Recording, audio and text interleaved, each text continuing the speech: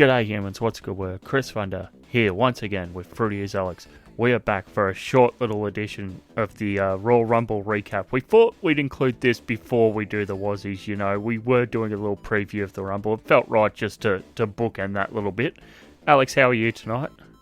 Like the last time we spoke and I was talking about how predictable it was. Yeah? Shit. Oh boy. Shit, okay. Little bit of a housekeeping news, I guess, or news of the day as it were. One, Brendan Vink, the former Duke Hudson, the former Elliot Sexton, the former Tony Modra has been released from the WWE, reportedly back in January.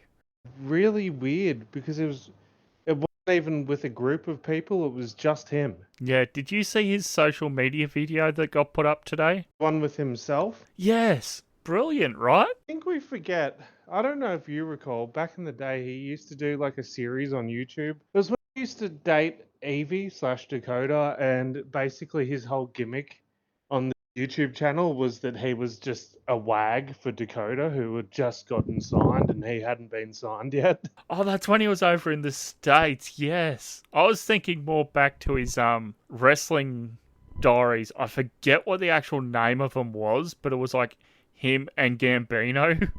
Oh yeah, that one too, yeah. It was good. It was called like The Trophy Life or something with Elliot Sexton. That's what he signed my New Japan poster as. Nice.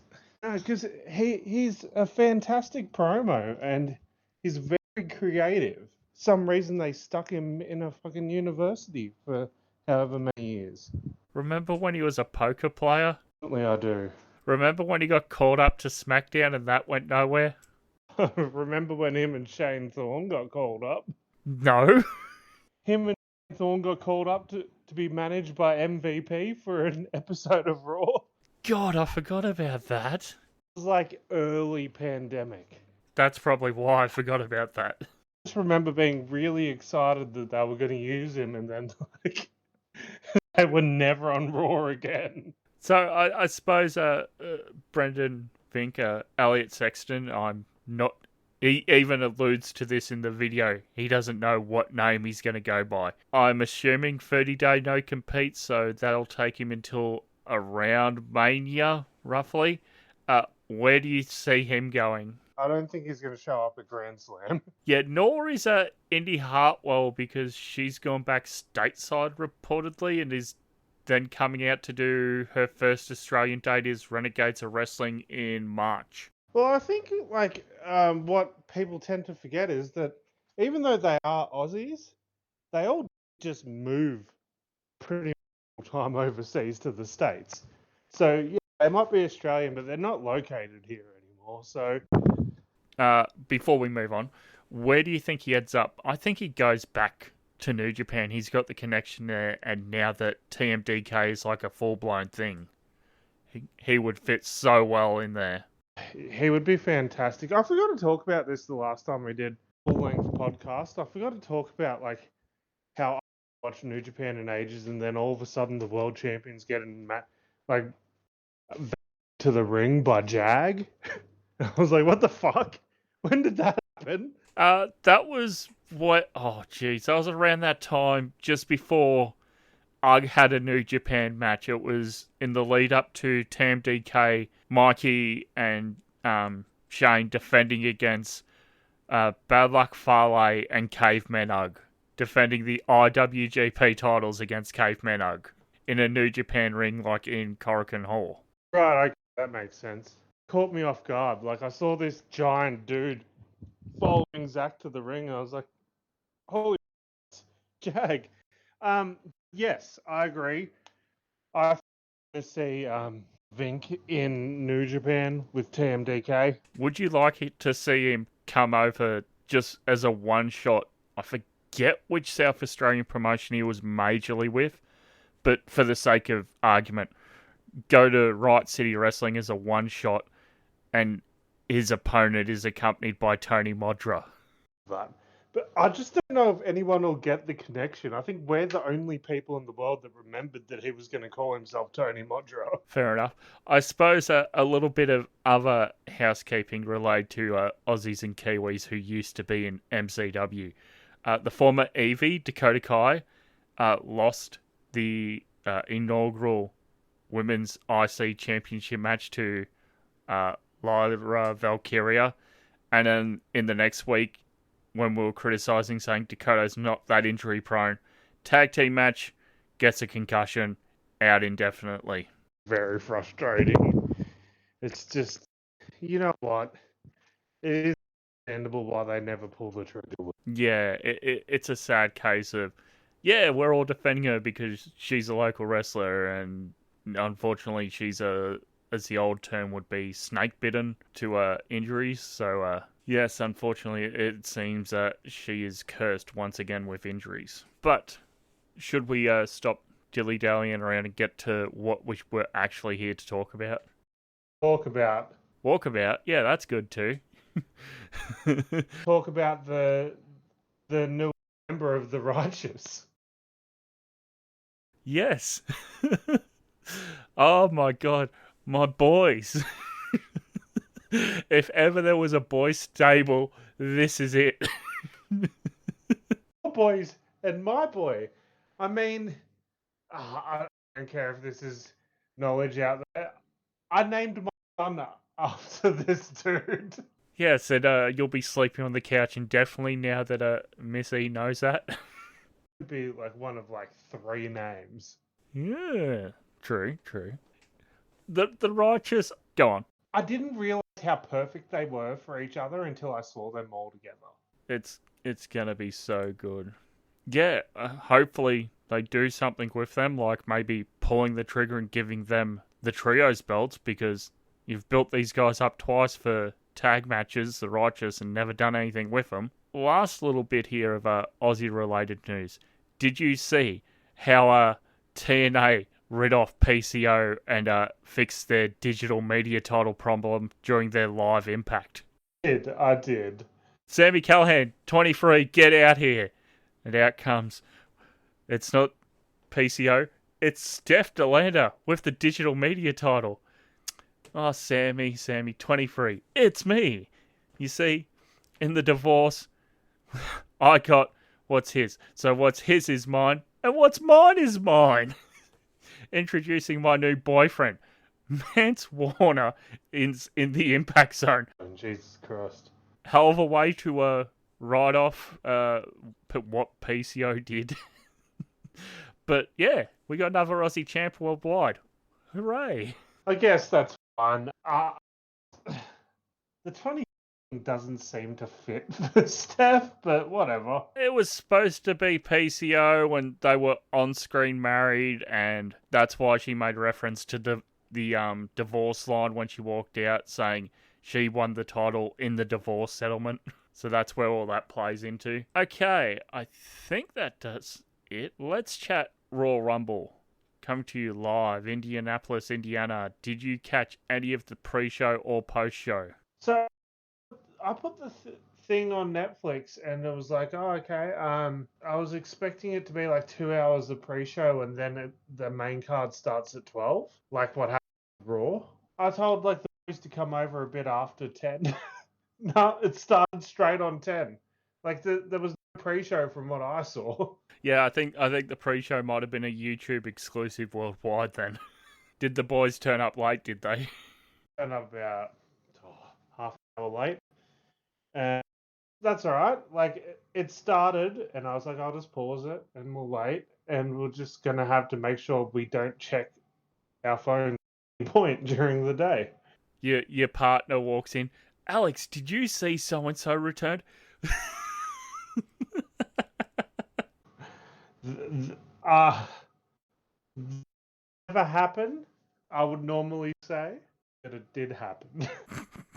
Would never happen, but yeah, it happened. All right, we get started here with the Women's Royal Rumble to kick off the show. Participants here, I'll just run through everyone, and then Alex can talk some of his highlights of the matches. In order of entry. Io Sky, Liv Morgan, Roxanne Perez, Liv Valkyria, Chelsea Green, B-Fab, Ivy Nile, Zoe Starks, Lash Legend from NXT, Bianca Belair, Shayna Baszler, Bayley, Sonya Deville, Maxine Dupree, Naomi, Jada Parker from NXT, Piper Niven, Natalya, Jordan Grace, who is now officially signed to WWE, Michin, a returning Alexa Bliss, Zelina Vega, Candice LeRae, Stephanie Vaquer, Hall of Famer Trish Stratus, Raquel Rodriguez, Charlotte Flair coming in at number 27, Julia, the NXT champion, Nia Jax, and Nikki Bella, a surprise return by the Hall of Famer at number 30. Eliza, for some unknown reason, out Nikki Bella.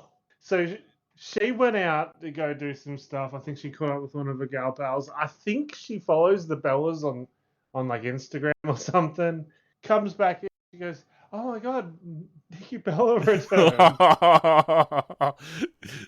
Who had just entered at that point? So how far behind the match were you? The high teens. Ooh, so around Piper Niven coming in, Naomi? Oh, so about halfway through the match. Oh no. Like I said, yeah, well, I was paused for a while. But also, like, it was so fucking out of the blue that she would, like, walk into the house and be like, "Oh, I saw this happen," that I just didn't believe it. Because, like, I'll do a thing where, like, she's watching her shitty reality shows or whatever, and I'll just, like, know of one character, and I'll be like, "Oh, yeah. Oh, can you believe that this character said that?" Even fucking idea. And so Eliza will pull that shit to me all the time, and she'll be like, "Oh, is Brian Danielson back yet?" Because she only knows whoever was involved with Total Bellas. Well, she would have been impressed with the men's rumble later. Yeah, speaking of which, the last time we went and saw wrestling together, Bellas wrestled. So I'm guessing she was cheering for the Bellas that night. We also saw Brian Danielson wrestle that night, and John Cena. Can you really count Brian? That match was like a minute 30. I'm counting John Cena, and he did like one thing the entire time. Wasn't he teaming with the Bobber? Yeah. We're talking about Super Showdown 2018, folks. The newest member of the Righteous and Bobby Lashley, wasn't it? And Kevin Owens. Yeah, Kevin Owens, not Bobby Lashley. Hang on, I'm just trying to see how long that Brian match was. 225 against The Miz. And then they aired the commercial for Saudi Arabia. And they ended up getting the proper match there. And the stadium booed. That's where they did the tag match between DX and Brothers of Destruction. That wasn't the Tyson Fury year, was it? I think that's the year after. I can check for you in a moment. Tyson Fury was like Tyson Fury, Cain Velasquez. That was the same pay-per-view. And I think that was just after Brock beat Kofi. So yeah, that must be the next year Saudi match. But we've digressed enough. Any real standout moments, standout thoughts from this women's rumble other than having one of the Bellas sport return for you? You're just like, what's Brie doing here? Brie Danielson is all elite, thank you. It was really, really interesting. In particular, the presentation of Nikki Bella and how they're seems like the way they were talking about her, it seems like she's back for an extended period of time. It's not just a one-off. They kept talking about her as courageous and a fighter and everything she's been through lately. Like they're almost making the domestic violence, like divorce that she's gone through, part of the storyline, which feels a bit icky to me. Yeah, I can see why they're using those words without actually saying why on camera. I guess it is, if you know your TMZ sort of stuff, you know that. Thing is, though, if you know it, it feels icky. If you don't know it, it means nothing. Yeah, also true. Say it. Thoughts on returning Alexa Bliss?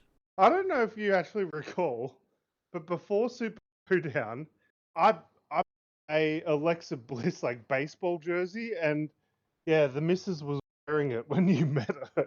Oh, that's right. Didn't you say, oh, I ordered it, but the US size to Australian size was off, so I gave it to the missus? Yeah. That's pretty cool. I wanted to do Alexa Bliss cosplay for Super Show because that's how much I fucking love Alexa Bliss. I think she's an absolutely underrated talent. She's everything they've wanted Liv Morgan to be. Let's be real. And she's almost everything that they say Trish was the whole time. They say Trish is all this stuff, but in reality, I lived through the entire Trish era. She wasn't that the whole time. But Alexa Bliss was pretty close to it.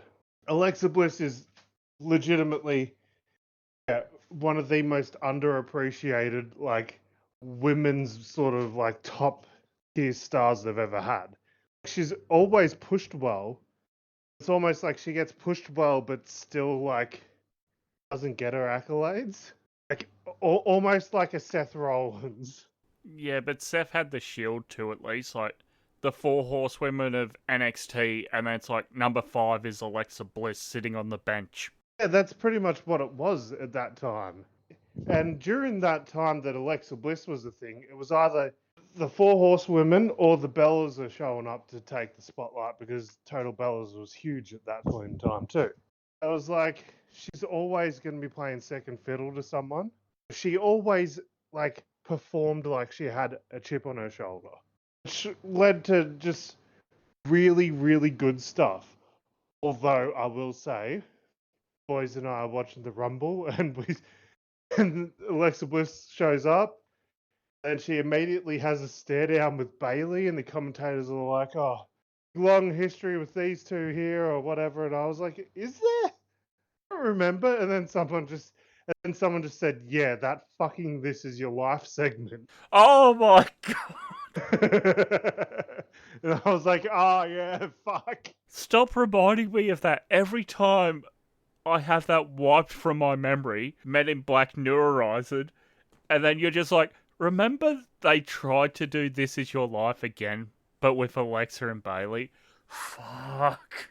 I will say, like, Bliss's first on-screen appearance since the passing of Bray, she does come out with the jacket that says Fiend Forever, but she's got like a little white paint marker and changed it to Friends Forever.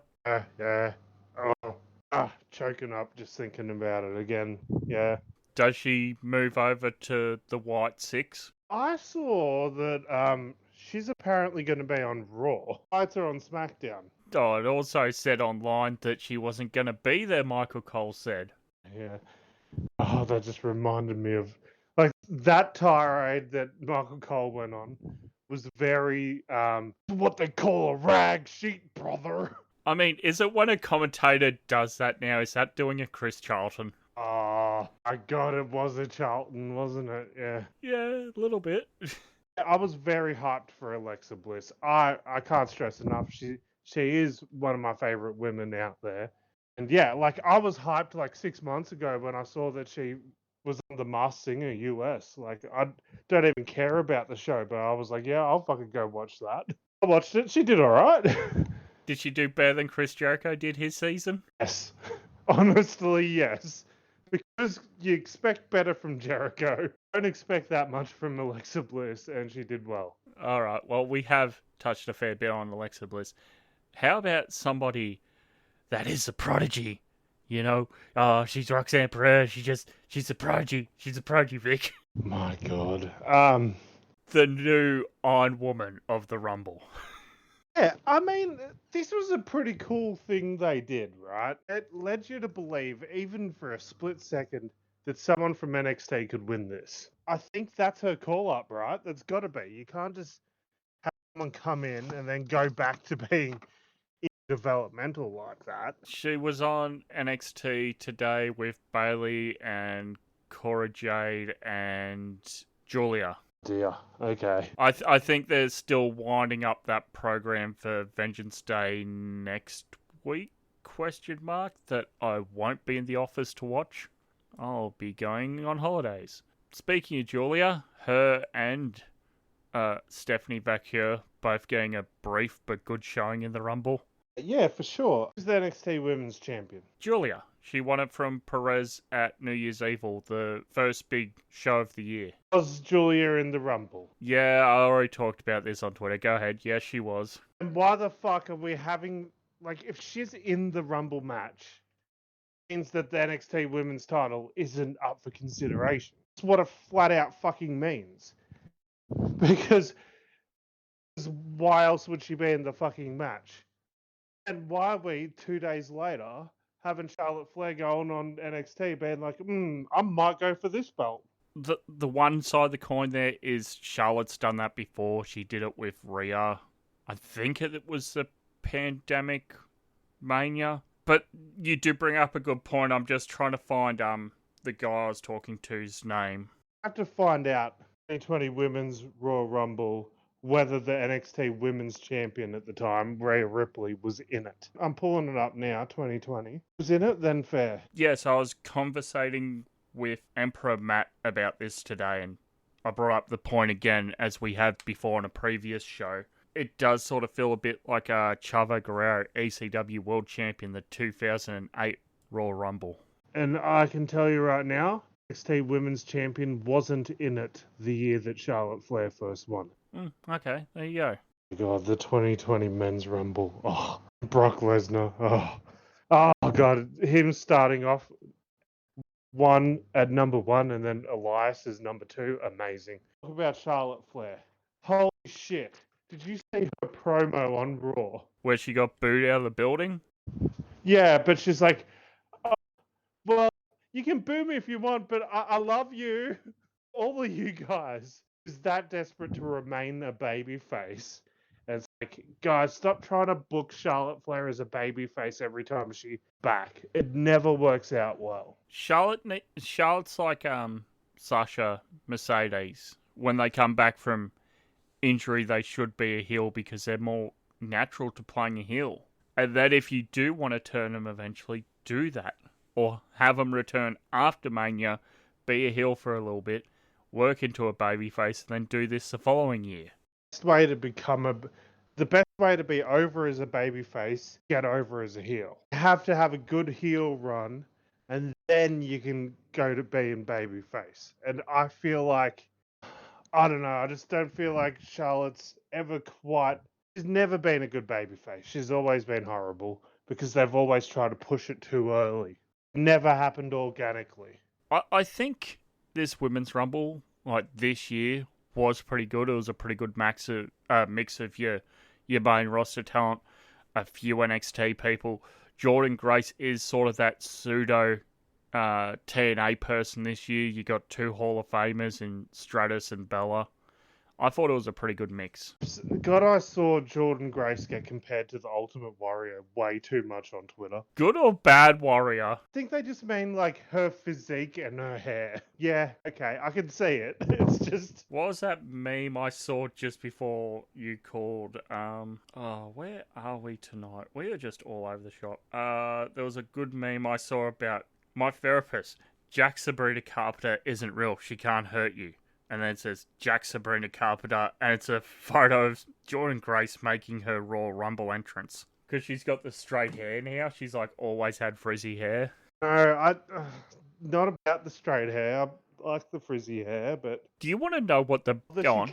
She kept the sirens. She's still Big Mama Pup at heart. Yeah. So you bring up the point there. She kept her TNA music pretty much. The biggest indictment of this year's Rumble, and it will be remembered for this, I think. Bland, generic music everywhere. I honestly feel like we have this discussion every year for the last 2 or 3 years. I think this year, though, was the most prominent. Definitely, because now we're at the point where we're replacing iconic themes with generic fucking music. Finn Balor's exact same thing. Like, what the fuck was that? And then it's like, okay, we've got like, at least there's this cool Alter Bridge song for Judgment Day. I like the Alter Bridge song. Nah, get rid of it. Change that too. It's generic and shit. If there's people in prominent factions, whether they're built credibly like the Judgment Day or always on TV like Pure Fusion Collective, why are they coming out to their group music, because at least then that'll elicit a pop.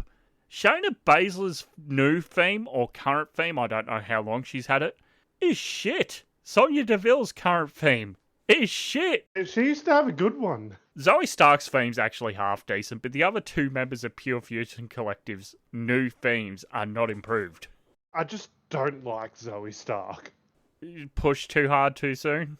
The whole Trish thing? I didn't like that. Not exactly the biggest fan of her wrestling. I think she's a lot of wrestling ability, but there's absolutely zero charisma there. That's why she's in Pure Fusion Collective. With another person who's got all the wrestling ability in the world and zero charisma. And then the third person in that group has none of the wrestling ability in the world and a little bit of charisma. Hey, you leave Sonya Deville alone, thank you. She's got a bit of charisma. I'll come over there, I'll make you put your hair up and square up, thank you. I will say she was fucking fantastic during that Mandy Rose feud, but that's half a decade ago now. Oh, jeez, don't remind me. I thought the NXT call-ups here did pretty good. Lash Legend, Jada Parker, didn't really expect too much from them, but they did deliver. Someone who just stayed around for 16 minutes. I cannot tell you a single thing she did. Candice LeRae, yet again, in a prominent match, doing nothing.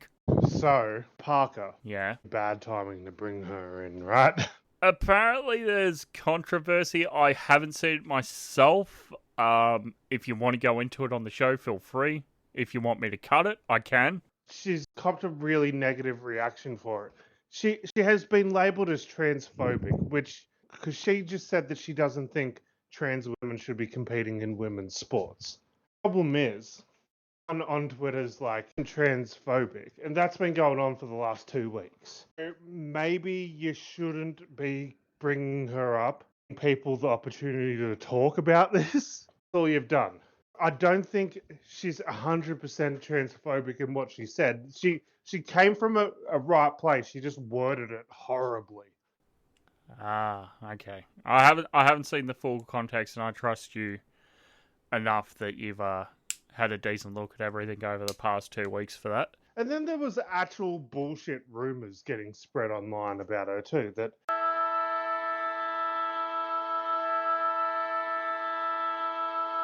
was cheating on his wife with Jada Parker, which is just, maybe it's real, but you can't fucking confirm that.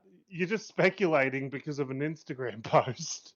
Oh, God. More journalistic bullshit. Yeah, it's just more of this. I used to fucking thrive on the bullshit rumors back in the day that I'd read online, but it's a little too far. But the problem is, how many women they could have called up that actually would have elicited some reaction? That's a negative one. Yeah, okay. I can see now why some people are against Jada Parker getting the call up here for the Rumble. And it's like, whether she's in the right or the wrong or whatever, how about you just don't give opportunity to fucking even discuss it? Yeah, sort of let it run its course on social media. A week or two after it's happened, it's still pretty fresh. I suppose last thing here on the Women's Rumble before we get to the actual result, mid-card champions. So Chelsea Green, your US champion, lasting 26:52, getting eliminated accidentally by Piper Niven. Fantastic. She was so good. Holy shit.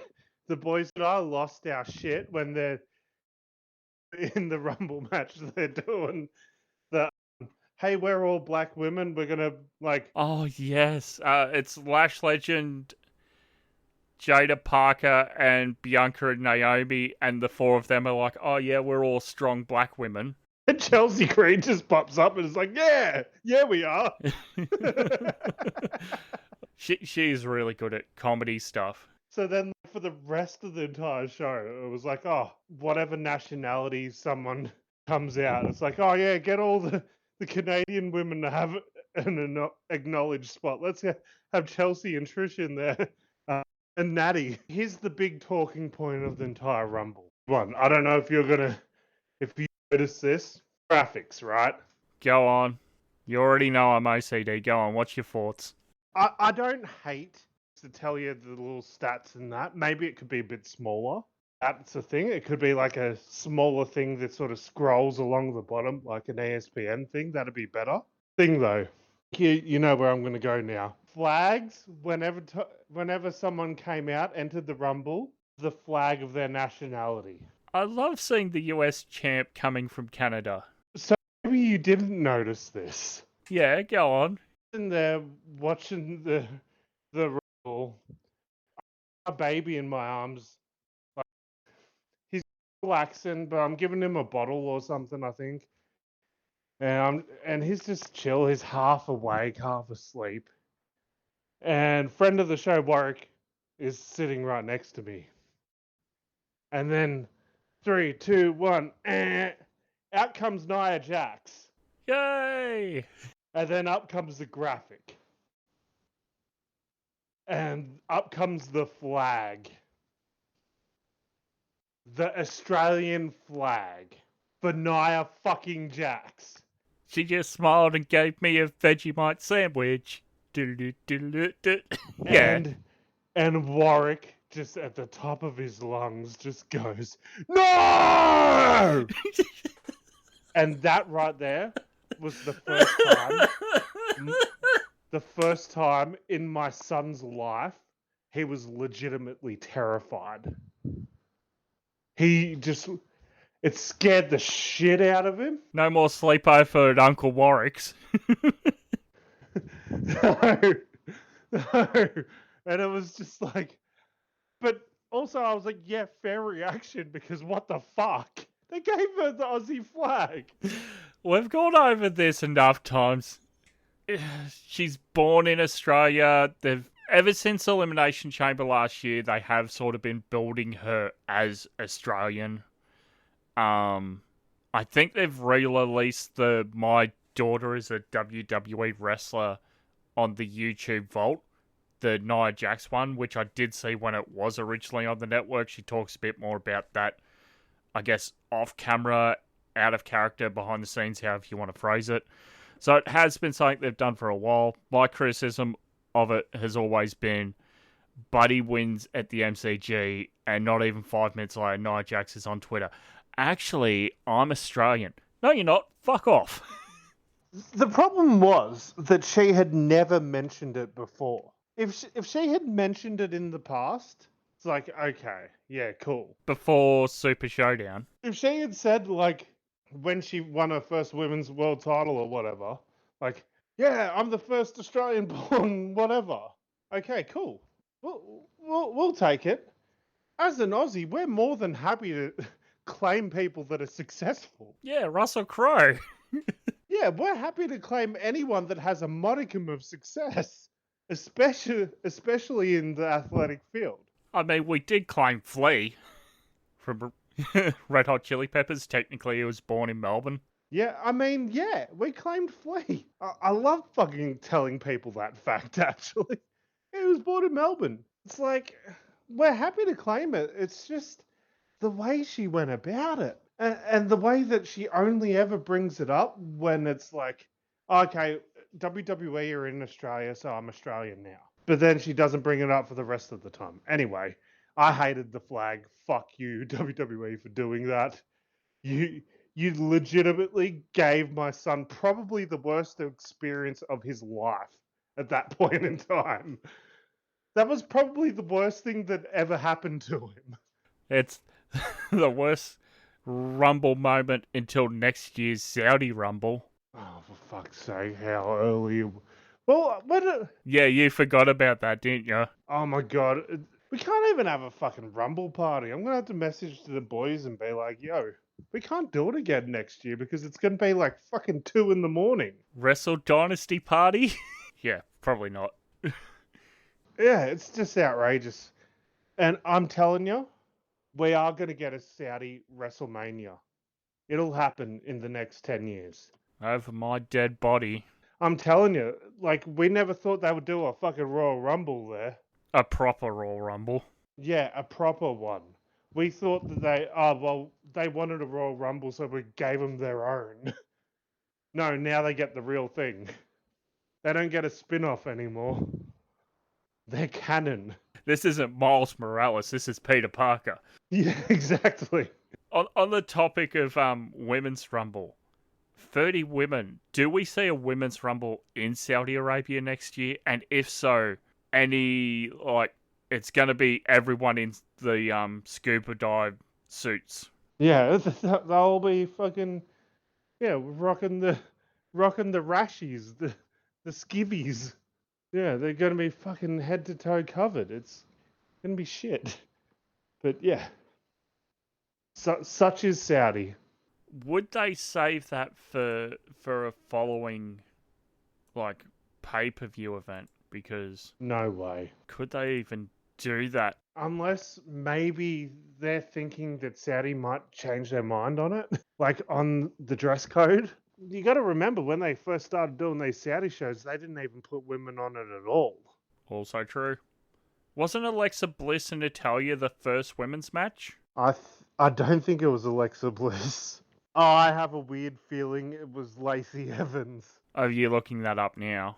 Yeah, it was Natalya and Lacey Evans. 2019. The only other thing is, it's listed for January at the moment. Would they do a thing where they do Evolution 2 as a women's standalone event from the States or Canada and do the Women's Rumble there that night?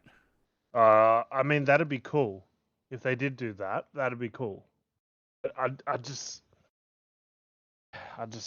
don't see it happening. Here's a question on short notice or no notice. How do, because the Saudis air WWE stuff, I'm guessing, in Saudi Arabia on TV there. So how would they go about airing the women's segments from the US? Maybe they don't. I don't know. And the them just having a women's match on the car as a way of keeping WWE happy? Yeah, possibly. Or possibly it's like, okay, well, they're going to wear what they're going to wear in their own country, but when they're in our country, they can't wear it. Maybe that's the mentality. Yeah, I don't know. So your final three were Nia Jax, Roxanne Perez, and Charlotte Flair. Charlotte last eliminates Roxanne Perez to win the Rumble. Roxanne setting the new women's record, an hour, 7 minutes, 47 seconds. What's the men's record at the moment? Do you know? It's an interesting one. It depends on whether you count the Saudi Rumble or not. Okay, if we don't. If you don't count it, I think it's like an hour and 8 for Gunther. So that would be last year? Not last year, the year before. Gunther, an hour 11:40. Oh, an hour 11, yeah. Is the longest in a traditional 30-man Rumble, which broke Rey Mysterio's record of an hour and 2:15. Bryan's Rumble record in the 50-man is an hour 16:05. They should have just had Gunther beat it. They should have, that was my argument at the time. They should have just gone a bit longer and just let him beat it so there wasn't that weird asterisk next to it. Thumbs up overall for the Women's Rumble, an hour 10:20. Yeah, I thought it was good. Okay, from there, DIY defending WWE Tag Team Champs against Motor City Machine Guns, 2 out of 3 falls match.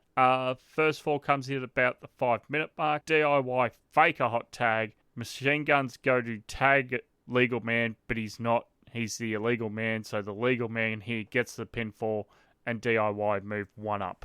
I've not seen this before in a major company. The fake hot tag by a heel team. Do you recall seeing that much? No, not really. No, it's it is different. Yeah, so at this point, this is where I'm still struggling to calm down the baby after he had the shit scared out of him. So I've gone to another room. You mean Warwick got sent home? Yeah, actually, in hindsight, I should have sent Warwick to try and calm down the baby so they could have sorted out their differences. Why did I have to miss out on stuff because of his idiotic errors? Come on now. I'm just ripping on Warwick because he's not here to defend himself. Fucking It's Nia Jax's fucking fault. It's Nia Jax's fault, really. How dare she be Australian? Yeah, how dare she? Yeah, anyway, back to the match. Motor City Machine Guns level the playing field here, pick up the second fall, 2-2. in about 10 minutes. And this, to me, I was going, you could have given this a little bit more time. We are sprinting through here. This could have just been a regular match here with 2 near falls. Finish of the match comes when a hooded man jumps on the apron, distracts the ref. His partner attacks Mosi Machine Guns with a crutch, leading to DIY to capitalize, DIY retain. It's revealed to be the Street Profits. But they only did that because no one's allowed to beat DIY. Only they're allowed to beat DIY. So then they attack DIY. So we're either getting a triple threat out of this or a heel versus heel match for the tag titles. Yeah. Yeah, this was not it. It was a fine sort of match, but nothing really to write home about at the end. Street Profits was the last time they were seen on TV when Bobby Lashley was still with the company. I think so, yeah. Oh, that's when they would have been doing Final Testament and what were they? The Power? The Pride? That's it. I know it was something with P. Proud and Powerful. Oh no, that was another tag team. Yeah, that should have been champs. So we had Saturday night's main event and a contract signing, and why did they relinquish their titles in this annulment to the contract only to Kevin Owens to steal his and then Cody take his back? Because Saturday night's main event is pointless. Fuck me, we can talk about how pointless that episode of Saturday night's main event was in hindsight. Jesus Christ, but we'll talk about that when we get to the end of the men's rumble. The only highlights I see out of that is Jesse's commentary. It's just, yeah, you gotta sift through the bad booking to catch some of Jesse Ventura's amazing commentary, but that's it. Should they bring him in for not the Rumble, the WrestleMania? I would like to see him get a match that he can call at WrestleMania. And I would like it to be like, a Gunther match because he fucking loves Gunther. Ladder match for your Uwu WWE Championship and Winged Eagle Championship. Cody Rhodes, the defending Uwu champion, against Kevin Owens, the Winged Eagle champion. This going 25 minutes. Not? You don't like me referring to the undisputed WWE Universal Championship by its initials? Oh, God. I've never thought about that. Oh. Yeah, I'm just picturing when the woe hits in his songs, he just, instead of his arms going out, he just brings his index fingers in together and sticks his thumbs up. I mean, what's worse, that or neck tattoo? Oh, it's no pun intended. It's neck and neck on that one. It's pretty close. Shit, fucking ooh-woo. I gotta do something to roll you up. Fucking hell. So this match here, as Alex mentioned, does go a bit back and forth, but it's mainly Kevin Owens beating the tar out of Cody for a lot of this match. Kevin sets up like a ladder bridge by the ring announcer's desk, but Cody gets the upper hand and puts Kevin through, and Cody supers up and climbs the ladder and wins. Cody Rhodes defended the WWE Championship by using the Alabama Slam. Bag of ham. Hardcore Holly said it all those years ago. I got an idea. You give me the belt and I beat everybody. I guess Cody Rhodes stole it. I thought this match was actually really good, but I thought it was really violent. It was the right amount of violent, though, without it being gratuitous. It was very physical. Yeah, exactly. Gratuitous violence. They would never. Exactly. And you know what? You don't need to do... Violence doesn't mean blood, by the way. Wrestling promotions need to remember that. Yeah, I thought this was a really good match. It just suffered a bit from Cody just facing Kevin since end of November to start of February. Plus he beat him in, what was it Germany? He beat him in earlier last year. So I personally was just sort of done with the match. They did put it on in this match, I'll grant them that. They did do a good showing. I think I was just sort of done with the feud and ready for it to fizzle out. Are we getting a Cody heel turn because he goes to leave, then it's like, no, I'm going to just go and stand over Kevin Owens. The weirdest thing for me at the time was like, why did Sami Zayn come out here? Raw made sense. Well, no, it didn't really make sense after Raw. Yeah, like at least it kept the connection in your mind with Kevin and Sami. See, I liked all the fucking glory shots we got here. There's some great photos of Cody at the end of this. But, you know, I'm unbiased. Unbiased journalism, pay me $9.99. Speaking of journalism, do you see Gabe Sapolsky is back with a new show? Oh, God. WWE Evolve. Is Gabe behind this, is he? I think he's still got some job in the office, so they'll probably rely on him in some capacity for this. Yeah, that's fair. Like, you're not going to water down your NXT crew to also go do this, are you? No, I hope not. I think this is basically for NXT level up people and your WWE ID wrestlers. So it is developmental to developmental. And somewhere in between developmental and developmental's developmental, somewhere in between that is TNA. And somewhere in between that is this Future Legends show, which is the reality show for ID people. It's just tough enough, basically.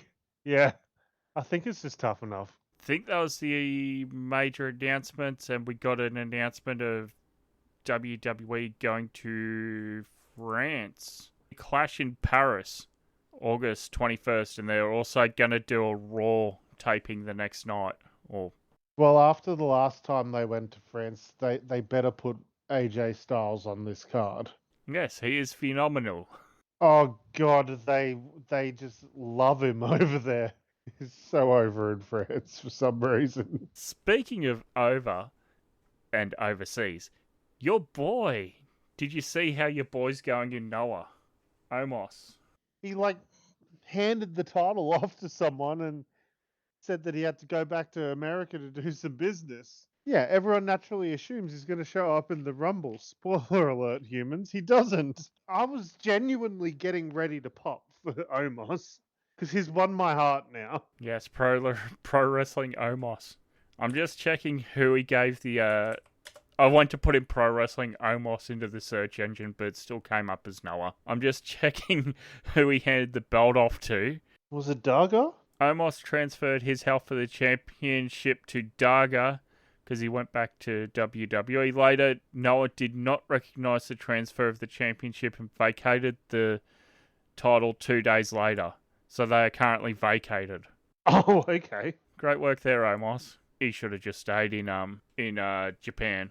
Honestly, it sounds like WWE just not wanting to look after their partner in that sense of things. Like, come on, you could at least let him drop the belt and get someone over. Fuck me. The Noah guy who's in NXT is having a tag match against Fraxium. Cool. Cool. I'll go through the participants here again, and then Alex can give off some thoughts. Men's Royal Rumble. Kicking things off, number 1, the Hall of Famer, still active on Raw, Rey Mysterio. Number 2, Penta, El Zero Miedo. Then we had Chad Gable, Carmelo Hayes, Santos Escobar, Otis, Braun Breaker in 8th. Otis's partner, Akira Tozawa. After 8 years, he's finally getting a Rumble appearance. Wait, no he's not, because Carmelo Hayes takes him out. So we go backstage, completely forget about whatever's happening in the ring for a good 2 minutes, and Triple H and Stephanie McMahon are like, hey, I Show Speed's here. Go in the Rumble Speed. So I Show Speed is your 8th entrant into this Rumble. Fuck yeah, he was. We'll talk about it later. I fucking loved it. Sheamus is in next. Big Jim, Jimmy Uso, should have put him into the Slim Jim ads. Writes itself. Yep. Andrade. He's been back for a year, and by God, what a year it's been, they say on commentary. He's been mainly on WWE Speed.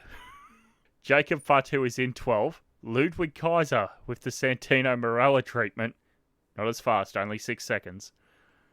The Miz, then everyone believes, as someone said his name, Joe Hendry of TNA appears. I stand corrected. He's still over as fuck. Over to 65,000, or as Triple H said in the press conference, no, we got 70-something thousand. That's a typo. Yeah, he said that whilst 65's up on the screen. In 16th, and this is where we start getting our big names here of the Rumble, Roman Reigns, then Drew McIntyre. Finn Balor comes out to unrecognisable music, as we had touched on before. In 19th, your US champ, Shinsuke Nakamura. 20th is Jey Uso. 21 is a returning AJ Styles, back to his sort of first WWE theme. 22nd is Braun Strowman, who I felt shouldn't have been in this match after the state he was in after Saturday night's main event a week before. 23rd is John Cena in his retirement tour. 24, Punk. 25th, Seth Rollins. 26th, Dirty Dominic Mysterio. 27th is Sami Zayn. 28th is Damian Priest. 29th is LA Knight. Yeah, no one believes in you anymore, mate. And number 30, who could it be? Endless possibilities. A legend? A Hall of Famer? Someone getting the call up from NXT? No, it's fucking Logan Paul. You mentioned speed before, why don't you start there? Holy fuck. I'm not exactly 100% in on the streaming world, but it's him or Kai Cenat, and they're the most streamed people in the world right now, right? I'm just trying to remember what platform Speed's on. Speed, I think, is on YouTube. I think his YouTube, and I think Kai's Twitch. Kai's on Twitch because Kai recently passed Iron Mouse as most subscribed in the last few months. And it's like the two of them were there live streaming at the Rumble. That alone is fucking huge. It's not huge to me, but it's not for me, right? And this is going to be a common theme, I think, where I'm just going to have to sit back and be like, you know what? I might not like this, but I don't think this is exactly intended to target me. So the streaming stuff, I don't get it. But I've seen enough clips of Speed where I'm like, he's funny. I like it.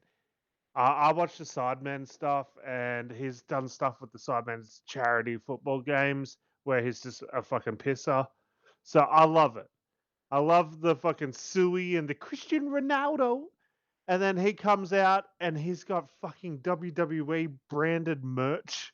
It says Suey on the front. And it's like, holy shit, what a fucking weird crossover. But I think what is going over a lot of people's heads of our sort of age demographic is how fucking big of a deal this is. Speed's huge. It is a little bit of a old man yells at cloud, but yeah. I was laughing before because last year the MLB did a unique partnership with streamers. They hired a VTuber agency to sing "Take Me Out to the Ball Game" for every team. So they did it once for every team. Imagine you paid 30 VTubers, and in the graphic on on their entrant, it had some VTuber just saying Rey Mysterio. Oh no. Yes, I have lost it. Yeah, Speed taking a freaking spear like a champ. My God, did you see the photo that came out afterwards? I think it must have happened when he got thrown onto the announce table. Tore a decent layer of skin off his leg. Oh yeah, I saw that. Yeah, that looked nasty, man. Yeah, but I loved it. I loved it. It was amazing. Yeah, and also Warwick's kids had arrived to my joint by this point in time. Holy shit! They're 10 and 7 or something, around that. They lost their shit for this. Holy crap! This was the coolest thing in the world. They're like, oh my God, Speed's in the Rumble! Oh my God! They're jumping up and down. It's not for us. That's cool. I guess that's the whole thing with what wasn't Pete Rose in a Rumble like in the mid-90s? Yeah. So we were kids at that point, but that was for the older men. Pete Rose was for the older men in America. We were young kids in Australia. That wasn't going to get over with us. What about Drew Carey? Wasn't he in a Rumble? That was over for me. Because I loved the Drew Carey show as a kid. I watched that shit. Penta, Mysterio, give me more of that. More of that in my veins, please. How have they taken so long to get a Mysterio replacement, and all it took was someone being out of contract from AEW? And I mean, like, out of Penta's family, he's not even the best replacement for Rey Mysterio. What was the all-in match? Do you remember off the top of your head? Because it was Mysterio and two other luchadors. Yeah, it was Mysterio. So they were against the Young Bucks and Kota Ibushi. It was Rey Mysterio, Phoenix, and I don't know who the third is. I think it might have been. I'm looking now. Yeah, I'm not sure, but we remember Penta's match at All In, right? I remember his run-in. Yeah, you remember Chris Jericho dressed up as Penta. It was Penta versus Kenny Omega. So arguably, Penta probably had the highest profile match on that card. Rey Mysterio, Laredo Rey Kid, Phoenix. was it? No, Bandito, Fuck, who's okay. still Right, out with concussion after returning. Yeah, Laredo Kid would have been a free agent around then. Yeah. I was just trying to think who was. They would have put like a quick high flyer with Phoenix and Mysterio. Who would it have been? It's either Laredo Kid or Bandito. I chose Paulie. Is there anyone here from like the early portion of the match, like the first 15 out, that stood out or surprised you? Okay, so this is where I tell you that. Penta's feet? Oh yeah, the Penta's fate. But this is where me and the three other boys picked numbers. We just randomly picked numbers, and that was our guys. So Ryan, I believe, picked 24. 24, CM Punk. Yeah, and another friend that came over, Harry, he picked 23. 23, John Cena. Warwick picked 16. 16, Roman Reigns. Wow, you've all sort of picked out the favourites there. And I picked 15. 15, Joe Hendry. Well, you were the one who believed the most. He's already a world champion. The main reason I picked 15 is because Cody won the Rumble from 15 last year. And Warwick picked 16 because that's the number Drew won the Rumble from. Any reason for the other two lads, or? Nah, I think they just decided, like, one of them chose a number and then the other one was like, oh, well, yeah, Alex and Warwick decided to go back-to-back numbers. Let's go back numbers as well. We're all doing good. And, like, so obviously because I picked the worst number, quote-unquote, like, my one comes out and it's like, oh, you know what? I picked pretty fucking good. I'm pretty happy with this. This is a good pick. And then Warwick gets Roman. And then the next one gets John Cena. And then the next one gets fucking CM Punk. And I'm like, fuck, I thought I was doing all right. I didn't do all right at all. I mean, Joe Hendry had a better showing in this match than Shinsuke Nakamura. Warwick has a friend who lives in Brisbane who also watches wrestling. And he messaged Warwick and said, he's also going to Grand Slam? I don't think so. He's like, I put $50 on a random number for the Rumble. Oh, what number was it? I believe it was 13. $50 on number 13 to win the Rumble. And you want to say how long number 13 was in the Rumble? Ludwig Kaiser. 6 seconds. Yep. For some guys, that's a long time, I've been told. Mate, anytime. I'm surprised. That's what we'll take. I'm surprised they didn't really do a Santino spot with any of the women's this year. What I was talking about at the Rumble was, I think every year they want to try to break Santino's record, but it's just going to be impossible. How do you break 1 second? You could tie it, I guess. I mean, you could do like 0.5 of a second or whatever, but like that doesn't even give you enough time to go over the ropes. Stop trying to break it. It's never going to happen.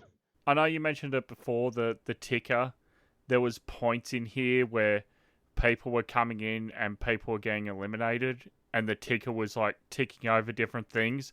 So I was looking at the ticker, and then it was like, oh, so-and-so's been eliminated, which was the most prevalent for Warwick's boy Drew McIntyre being thrown out. Have you gone back and rewatched this after the allegations of someone going into business for themselves? That Drew McIntyre came to the back and complained about someone taken away from his elimination by getting their own shit in. If you go back and watch it, you can clearly see that Logan Paul is taunting in the middle of the ring, and then LA Knight comes up and does some stuff with Logan Paul, and whilst they're in the middle of the ring, Drew and Damian Priest sort of have to bump him out of the way to get to their spot. So it's going to be interesting to see where LA Knight falls after this. Yeah, well, Logan's got a boxing match. Does he? Yeah, he's got the big boxing match against his brother coming up sometime this year. Nah, that ended up not being a boxing match. It was a fake promotion. It was a reality show. Really? Yep, they were trying to trick people into thinking they were going to announce a boxing fight between the two of them, but it was just a reality show. Oh. Yep. It's going to be called Paul American. Maybe he should get back in the ring with KSI. They're going to be on HBO Max, by the way, which is interesting. Ooh, that is interesting. That's what AEW's on now over in the States. I mean, is it? I mean, Grand Slam's airing on a 21-hour tape delay. Yeah, I mean... I feel so bad for you because you've got family commitments, you can't come up. You've got to... I cannot message you.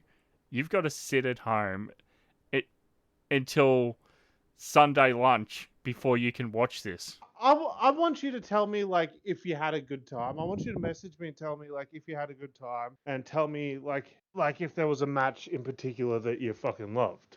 I would love you to tell me that.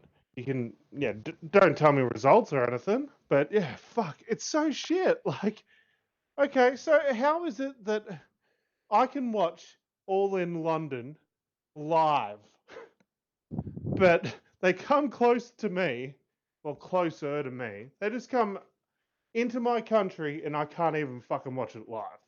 But I can watch them in England live. I can watch them in America live. Canada, Japan. Well, I guess the Japan one was more of a New Japan thing, but it's stupid. But back to Drew, Logan Paul, LA Knight. I have a weird feeling that this is going to be one of those situations where Logan Paul doesn't get punished because he's the quote-unquote celebrity and he's quote-unquote green. So LA Knight's going to be the scapegoat for all of this, I reckon. It's going to be like, you were the veteran, you should have known better. You should have got him out of the middle of the ring quicker, blah, blah, blah. You should have got to your spot quicker, whatever the excuse will be. It'll be interesting to see how LA Knight gets booked. I'm going to guess right now that LA Knight does not have a WrestleMania match this year. Yeah, probably not. Did you see, though, everybody taking shots at Logan in the corner afterwards, including Styles, Seth, Punk, LA... all laying the boot into him. Shades of Daniel Puder. How did I not see that on the actual pay-per-view?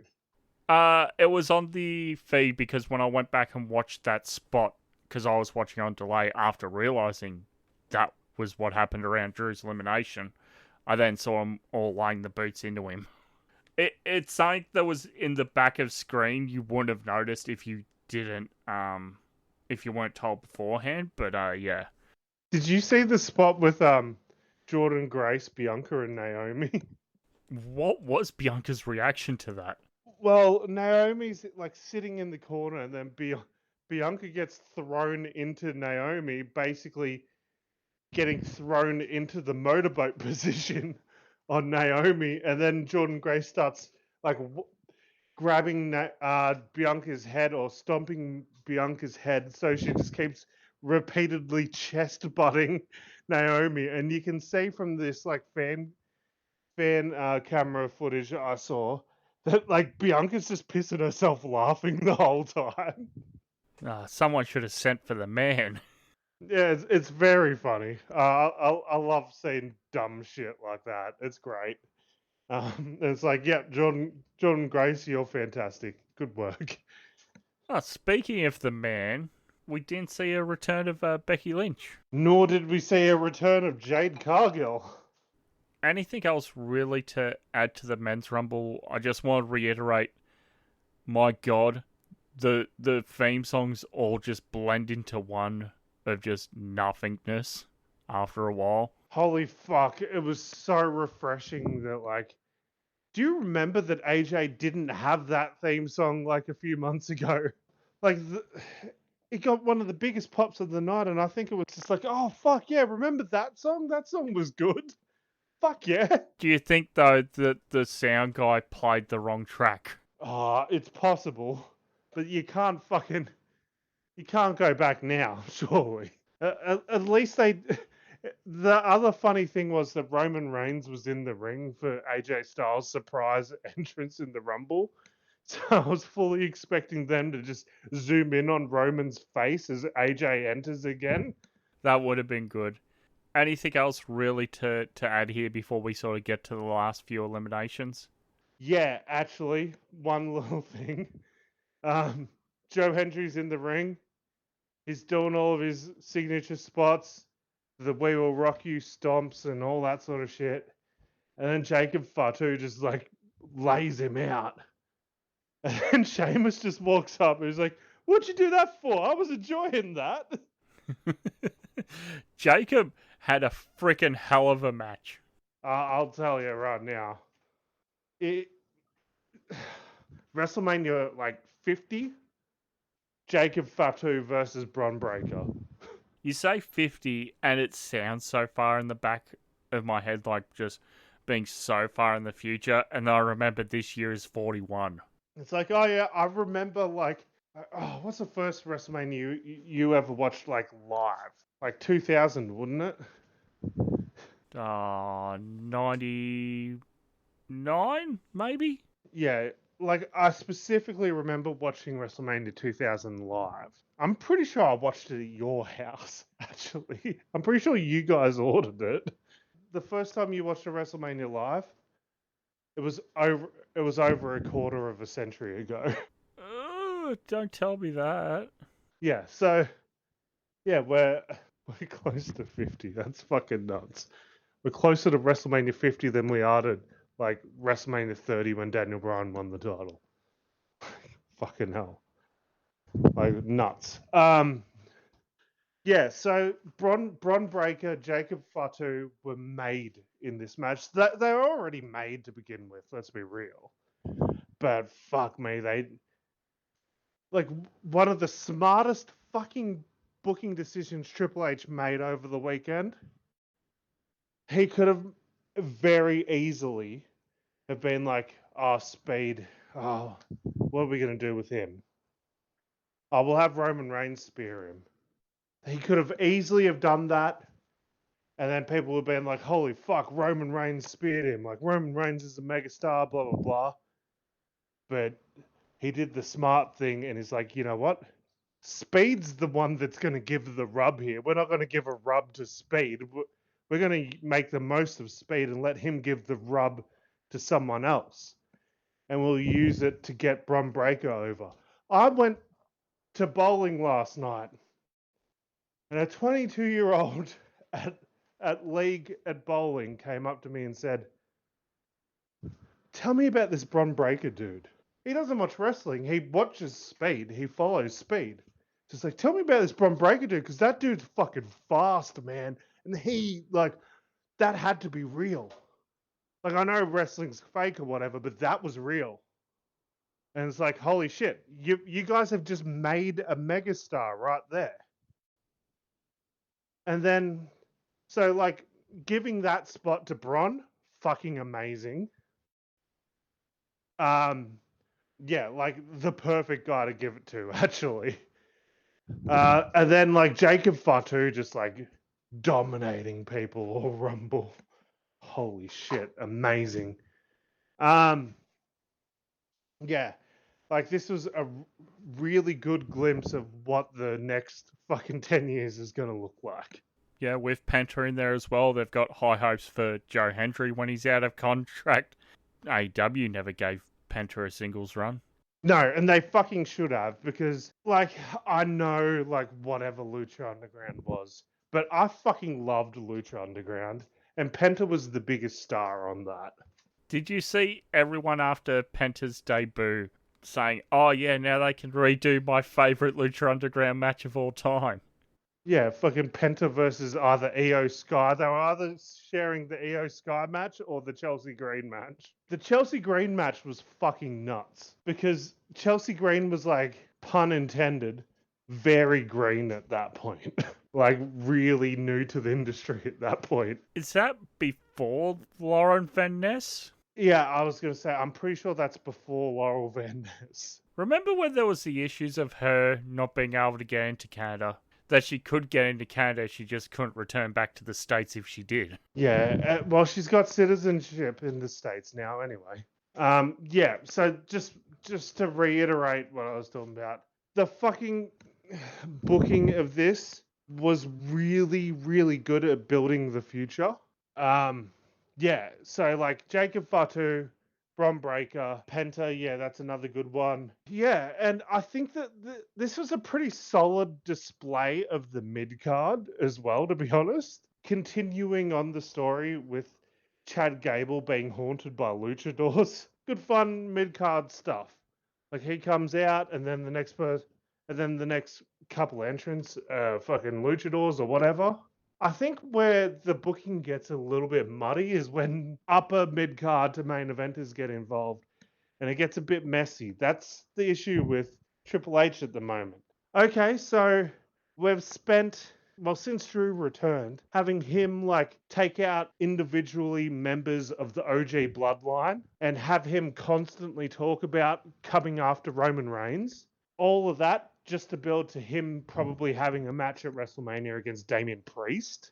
Okay, we're going to build Roman Reigns versus Seth Rollins versus CM Punk. Okay. Punk's got an issue with Rollins. He's got an issue with Roman. Fair. Seth Rollins has an issue with Punk and Roman. Fair. Doesn't really feel like Roman Reigns gives a fuck about either one of them yet.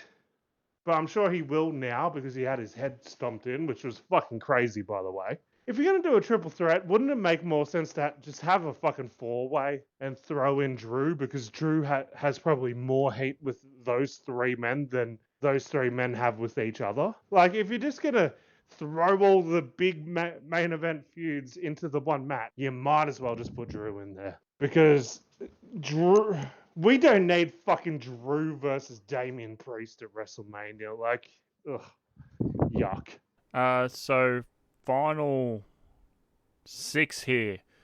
Roman Reigns is eliminated by CM Punk and Seth Rollins by CM Punk because the two were fighting on the ropes. Punk's gloating, gets eliminated by Logan Paul. So your final 3 is social media dickhead Logan Paul, Hollywood part-timer John Cena, and Mr. Main Event-ish Jey Uso. And at this point, it's like, how is it that the only full-timer in this match is the one person I actually don't want to win? The final 3 here, I'm cheering for Cena. Like, a big part of me is like, oh, yeah, I want to see John Cena win it. I did want to see John Cena win this Rumble. I think they're telling a really good story with him going for that 17th title. It's a good story to tell. And we'll talk about the post-show later on because he cuts an incredible promo on that post-show. But like a big part of me was like, you know what? I'm down to fuck with Logan Paul versus Gunther. I, I want to see the world burn. My problem is it's the second time in 3 years Logan Paul's been in the final three, and the dude already gets enough random world title matches as it is. I mean, yeah, it's a fair point. He does get his like yearly world title match in Saudi Arabia. Yeah, the Prince loves Logan for whatever reason. I mean, granted, it's his money and he can do what he wants. I'm not like name privatized Sydney woman who won 100 million last night. Logan gets eliminated by Cena. Final two, Cena and Jey Uso, and Cena gets put out on the apron, and Jey Uso just sort of pushes him off in the most anticlimactic ending to a Rumble I can remember, and Jey wins. The four of us here were on the edge of our fucking seat for that finish. The way they were working the apron there was fucking amazing. It was John Cena just being the veteran, knowing how to sell shit. It was perfect. I was like, oh fuck, they must be doing that number 31 thing with The Rock or some shit, because this isn't right, is it? Jey Uso wins, and he points at the sign, and the pyro goes off, and Cena endorses him, and we go off the air. And then, because WWE loves their fan social media so much, the clips going around by the fans was Jey still in the arena saying that he knows who he's going to challenge, and he's coming after that world title because he wants one more shot at Gunther, because now he knows how to beat Gunther. But then we cut forward to Raw, and he tells Gunther, yeah, I don't know who I'm going to face, Oos. WWE's social media team only uses fan footage when it's for Cody's stories? Yeah, I guess so. They're good stories. To argue your point there, I feel like they only use the fan footage for Kevin Owens' stories. Then why have Jey say he's going to challenge Gunther when you've made it so much a part of your show that you will use fan footage for storyline purposes, and then have him come out 2 nights later on Raw and just go, yeah, I'm not sure who I'm fighting yet. Yeah, no, it's dumb. Don't get me wrong. It's fucking dumb. Like, I thought, oh, he's declared, so now we're only waiting on Charlotte at least. But no, we're doing this whole, I don't know who I'm facing with both winners. So why isn't Jey Uso showing up at NXT and being like, you know, Obafemi? Come here, Obafemi. Why isn't he going over to TNA and being like, Joe Hendry, seen you were in the Rumble? Oh, fuck me. I talked about this. It was like, what if? So we were down to the final three, and like collectively, the four of us are talking like, who makes the most sense out of these three? And it's like, well, John Cena makes the most sense, but if you get rid of him, like Jey Uso doesn't make much sense. He just fucking got destroyed by Gunther clean on Saturday night's main event like a week ago. That makes no fucking sense that they would do that. And then they wouldn't fucking do Logan Paul versus Cody at Mania, and they also wouldn't do Logan Paul versus Gunther because heel versus heel. So then we're like, what if Logan Paul wins this and challenges for the TNA title? It wouldn't have been the worst idea. I think in hindsight, that would have been the better idea. And it's like, you know what? That'd be a fucking incredible way to get over your partnership that you just started. That would be an incredible way to be like, yeah, okay, we're going to get our biggest social media draw. Say what you want about him, but here's our fucking social media draw. Him challenge for your world title, and we're going to let your world title be defended at WrestleMania. I wouldn't hate it. The only problem I would have had with that, if they went that route, is the same fucking problem I have with Charlotte going to NXT today, because the NXT Women's Champ was in the Rumble. If Logan Paul won the Rumble and chose the TNA title for whatever fucking reason he would choose that, it'd be like, well, the TNA champ was in the match, so no, it doesn't make a lot of sense. But you could come up with like a storyline reason as to why Logan Paul would pick it. Be like, okay, Logan Paul's terrified of Cody Rhodes after Cody Rhodes beat the shit out of him in Saudi Arabia, and there's no way Logan Paul wants anything to do with Gunther. Oh, and then you can just drag it out and just be like, okay, so because he wants nothing to do with those two guys, he's going to go to NXT this week. He's never watched. You can just play up him being an oblivious social media guy. I've never watched NXT before. Fuck it, I've never watched it. Who's their champ? Wasn't Carmelo Hayes their champ at one point? He's just a little guy. Yeah, they'll have just some little flippy dude, right? And he walks in there and then he looks up. Holy fuck, that's a big dude. I'm out of here. And then you go, okay, the social media guy against the most viral wrestler of the past year, Logan Paul versus Joe Hendry. But this is all fantasy booking. I wish we'd done that. But it all makes fucking sense, doesn't it? That's the problem. It makes more sense than what we got. A guy who had the crap beat out of him a week beforehand, then says he's going to challenge a guy who beat the crap out of him, and then 2 days later is like, yeah, I don't know who I'm going to choose. So then you go, the question is, like, well, there's no fucking way he picks Cody, because that makes no fucking sense. Unless Cody's turning. The only way it would make sense is if one of them turned.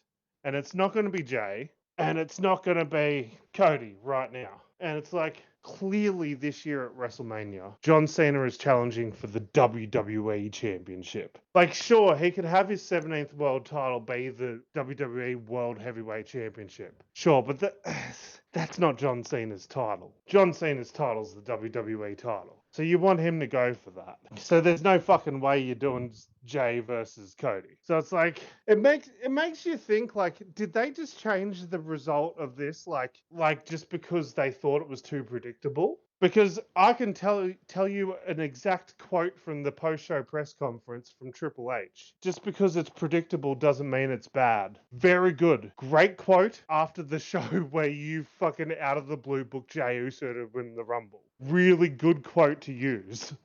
The problem with Jey is, like, you could have done Dominic Mysterio, who's been building up for a while, and you can tease the tension there with Judgment Day because Finn came back and Dom cost him their tag match with JD McDonough, and now JD's out. You could have done Sami Zayn because Kevin Owens got taken out. You know, Sami wants to help his friend, and they want to go on to headline WrestleMania together. So many more options you could have gone here. Cena writes itself. Punk writes itself, never headlining WrestleMania.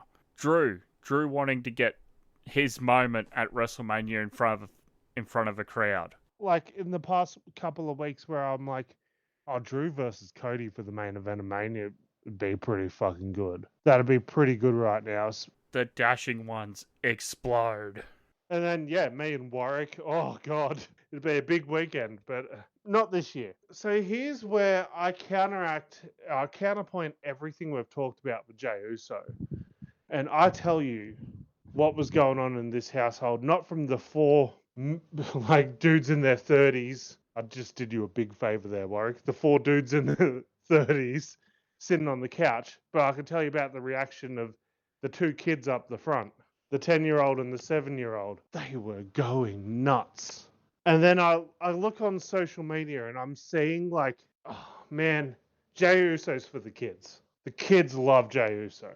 Everyone's kid that came to the fucking show, they got the glasses, they got the sleeve, they got the shirt. They're all doing the dance. Like, yeah, I legitimately had two children in my house doing the yeet. Like, just losing their shit because they were so happy Jey Uso won the Rumble. So that's where I bring up this thing that I talked about earlier. Maybe it's not for me. It's not for us anymore. And that's where I go, Jey Uso's not exactly the wrong choice. It's just how we got here.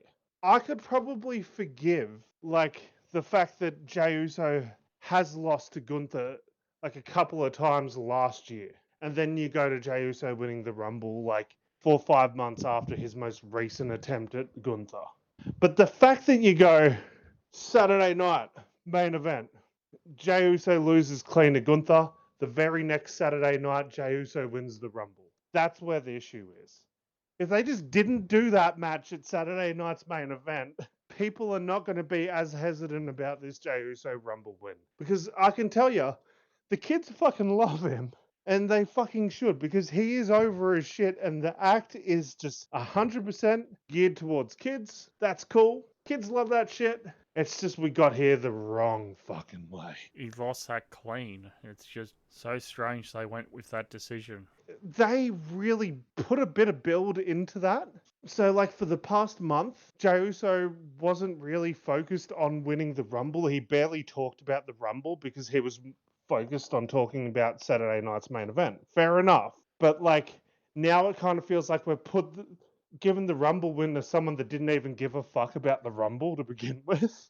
There's a difference between, like, a main eventer surprise return and wins. Guy who lost world title within the last week. He's lost to Gunther a lot. I think 3 times. At least, like, twice for the IC and a world title match. Okay, yeah, they've had 3 matches one-on-one. Okay, and we're talking within the past year. So, 19th of Feb 2024. 19th of Feb, Intercontinental title, Gunther defeats Jey Uso at Anaheim, California on Raw. And then the 20th of May, Gunther versus Jey Uso. 20th of May, King of the Ring semi-final, Gunther defeats Jey Uso, Greensboro, North Carolina. And then the third one was for the world title. So Gunther's beat Jey Uso for the Intercontinental title in the King of the Ring tournament, and clean as a fucking whistle, and in quite dominant fashion for the world title a week ago. I could probably forgive Jey Uso winning the Rumble if you just left it at, okay, he lost to Gunther for the IC title, he lost to Gunther for the King of the Ring, but he's never gone for the world title off Gunther. Maybe the world title will be different. Can't even do that. It's like, no, he's lost this as well. Speaking of odd people who had world title matches against Gunther, the 6th of the 12th, 2024, a dark match after SmackDown. Gunther defending against Otis. To be fair, would be a fucking great match. If they got given 10 minutes, it would be a fucking banger. How many beers for yourself, man, for this 4-match Royal Rumble pay-per-view premium live event thingy? I quite enjoyed the Women's Rumble. Not exactly a big Charlotte Flair fan, but we'll see how we go with this. Loved the WWE title match, the ladder match. Quite enjoyed the tag titles. For the most part, I loved the Men's Rumble match too, to be honest. I did love it. It wasn't until like half an hour later when I started thinking about the result where I was like, oh, maybe that wasn't good. But in the moment, I was like, oh, that's fucking crazy. I can't believe that happened. So I will give this a solid 5. I'll give this a solid 4 generic entrance themes out of 6. Just to get back on the theme thing, by the way, you got Finn Balor coming out to the Judgment Day theme, not his own like singles theme, but then you got Dominic coming out to his own theme, not the Judgment Day theme. It's like, what the fuck are you guys doing? At least have some continuity about this. I don't know what the fuck they're doing half the time. I enjoyed the Women's Rumble a lot more than the men's. The men's I thought was fine. It just sort of lacked a big surprise, like Hall of Famer, legend, return, and that big number 30 was Logan fucking Paul, who went to the Final 3 for a 3rd time in 2 years. So Warwick said something funny when he was here. He said that, didn't Logan Paul announce that he was going to be number 30? I was like, well, I didn't see that anyway. He's like, but I didn't watch SmackDown. And Warwick's like, yeah, I'm pretty sure Logan Paul said on SmackDown that he's going to be number 30. Maybe, I can't remember. That could have just been Warwick, like, being a weirdo. Trying to rib ya. I mean, if it was a rib, it was a pretty shit rib because it came true. Well, don't you worry. What we talked about last week definitely won't happen at 420 WrestleMania, bro. Yeah, that's not happening. But did you not find it interesting that they cut to RVD in the crowd? Yeah, and that's why I was expecting at least one legend to be in the Rumble match. Oh, they showed so many legends in the crowd. It's like, yeah, I said to someone, do you reckon RVD's got a singlet under that shirt? Because he looks pretty fucking fit right now. We got a surprise appearance of Katie Ford again. Yeah, I know. Oh, Jesus Christ. Oh, man. Hey, that was one of the best things about Pandemic Impact. Oh, fucking when RVD turned into a porn star. Yes, and Val Venus turned into a weed dealer, allegedly. Like, what the fuck? What a weird world. So I probably won't talk to you normally until after I get back from, was it Grand Slam? Anything you think will get added to that, because we only have 2 matches still as of recording. We've only got Timeless Tony Storm challenges Mariah May and Ospreay Omega against Don Callis family, Takeshita and Fletcher. That's it. So they haven't even announced, like, if Harley Cameron's doing something. Harley Cameron had a pup at Mercedes Moné on Collision this week, and there's still nothing confirmed. There's nothing confirmed for her or Jay White or Mark Davis, which are the rest of the Aussies and Kiwis under contract. Oh, so stupid. You know what I paid for tickets? It's a glorified house show, which is why I put the poll out on Twitter today, if I can find it. Likely, unlikely. AEW Grand Slam doesn't draw as many as WCW Nitro from 2000. I don't think it outdraws WCW. No way. 9,000 was the WCW crowd in a 13,000 building. Yeah, I don't think it outdraws that. 72% say likely that it'll draw less fans. Yeah.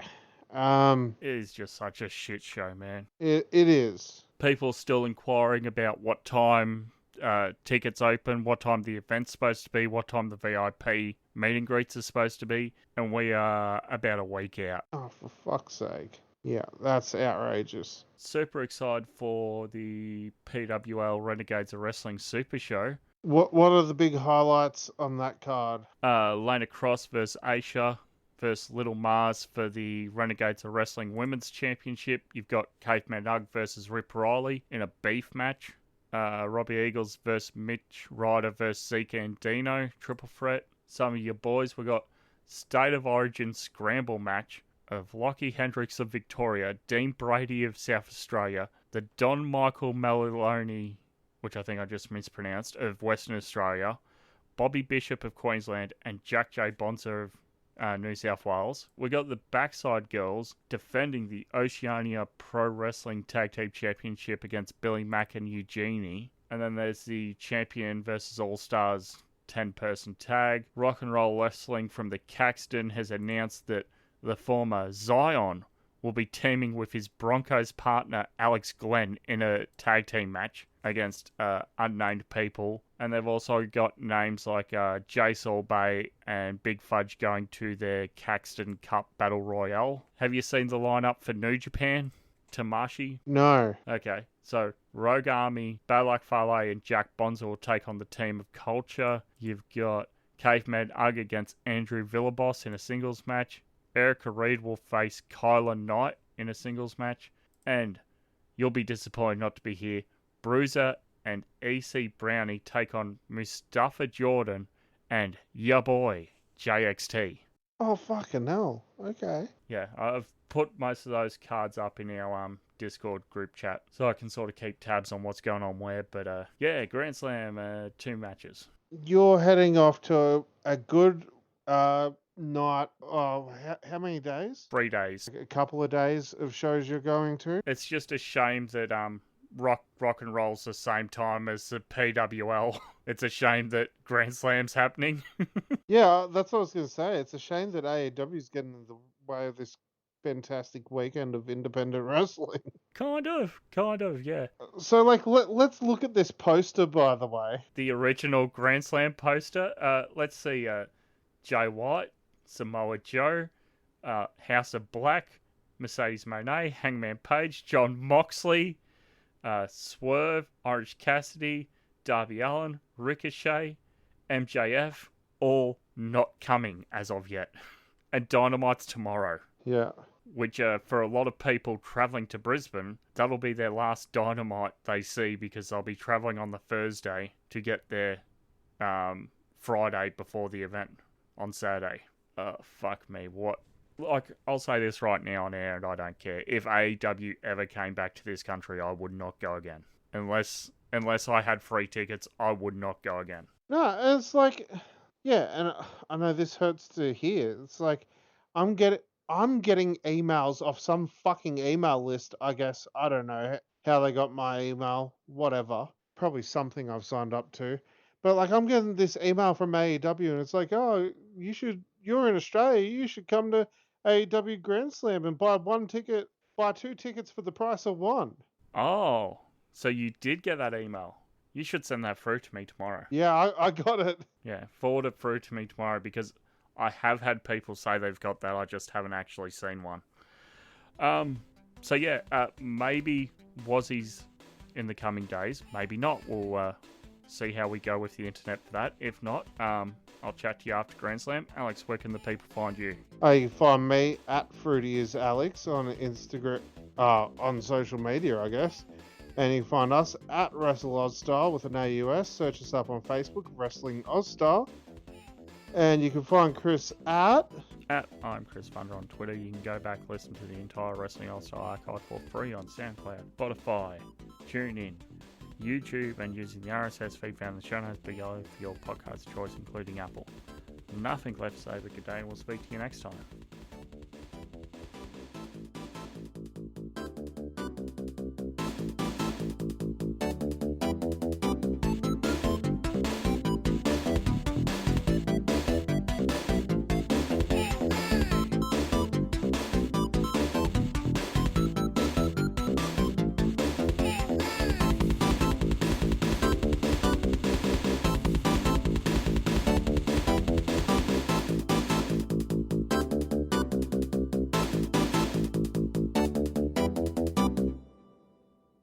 And before we sign off completely, check your Facebook Messenger. I've sent you a screenshot of the email. I would like to hear your reaction to reading this on the podcast. Hang on, I'll just put on my spectacles. AEW, yeah, look at that poster. 6 people. What a show this will be. Don't miss the debut of AEW Grand Slam in Australia in Brisbane on February 15th. We're less than 1 month away from the Australian debut of All Elite Wrestling as part of the spectacle. Be part of a spectacle and witness the history of AEW Grand Slam Australia live from the Brisbane Entertainment Centre on Sunday the 15th February in Brisbane. You won't want to miss Kenny Omega teams up with... Okay, then they go through the matches. Plus much more as bigger names in AEW TakeOver Australia. Where are these bigger names you speak of, and much more? Yeah.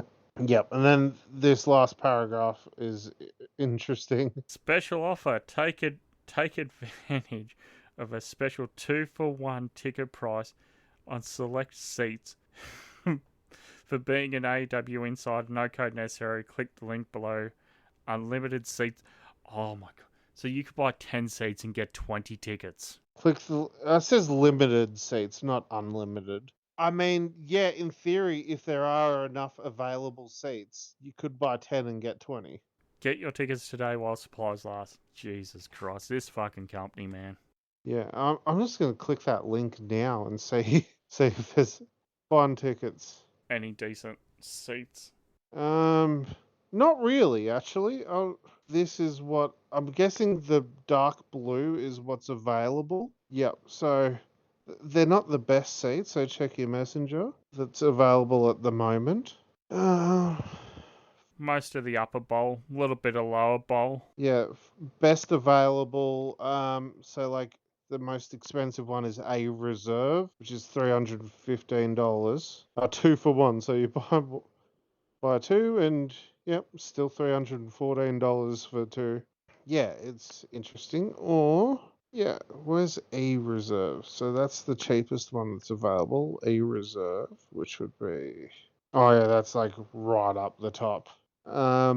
Nosebleeds. Which, like, when Warwick and I used to go to Rod Laver Arena house shows for WWE, like, in the early 2010s, the best seats to get were the furthest back seats high up as possible at Rod Laver Arena, because you could see everything and look down on everything. So, like, nosebleeds aren't bad, especially when you're not in a huge stadium. Fuck, man, like, I look at it now and it's like, fuck, man, like, I would go to Grand Slam for $95 for 2 tickets. for nosebleeds. It's just, the price of getting there from where I am. Yeah. Oh, well. Maybe next time when WWE tours we can go. Fuck, man, just like any other company ever. Like, is there any company overseas that if they came here you wouldn't want to see besides AEW? No. If I had the money and the chance, I would have gone to Impact. I would have gone to the GCW tour. Hell, I probably would have gone to the NWA tour. Fuck, yeah, like I'd go to see pretty much anything. Fuck, I'd love to go. Like, as much as I know nothing about the promotion, if DDT came to like Australia and just did a weird fucking tour and just did their weird wacky shit, I'd love that. Yeah, so pretty much anyone come over and please just knock the sour taste out of our mouths about this.